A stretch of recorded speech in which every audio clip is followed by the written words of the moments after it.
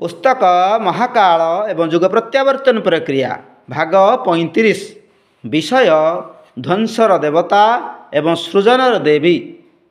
संसारर अकल्पनीय जराजीर्ण एवं अवांछनीय परिस्थिति को साधारण भाव में सुधारी नहेले महाकाल तांडव नृत्य करी निमिषकरे सबकिछि को जाली पोड़ी भस्म कर दियंती।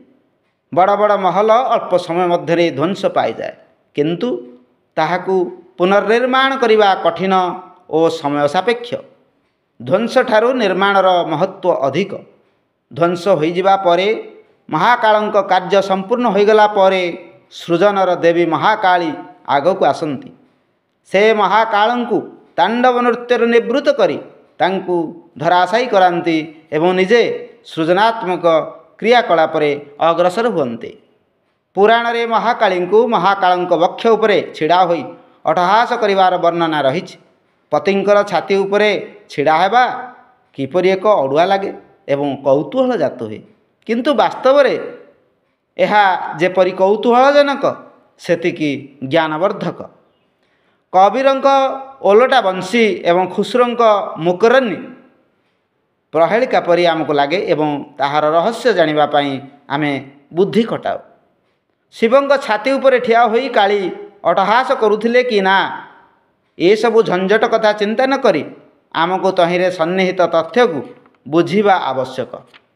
ध्वंस एक विपत्तिजनक धर्म हेले सृजन एक सनातन प्रक्रिया। तेणु ध्वंस क्रिया को निवृत्त हेबाकू पड़े। क्रमे शिथिल होई ताहा सोई पड़े, ताहा परे आरंभ हुए सृजनर कार्य।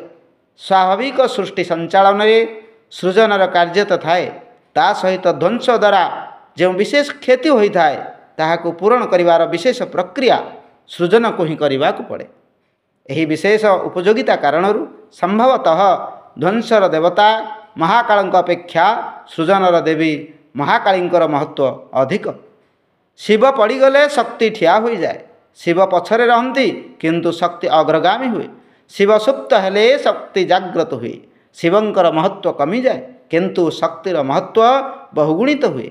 महाकालंक छाती उपरे महाकालींकर दंडायमान छवि यही तथ्यर आभास देता है।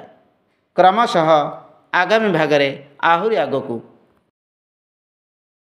विचार क्रांति दूत यूट्यूब ओडिया चैनल को सब्सक्राइब करिया सह परवर्ती वीडियो प्राप्त करिया पई बेल आइकन दबांतु एवं विचार क्रांति दूत ओडिया फेसबुक पेज सह जोड़ी हुंतु। धन्यवाद।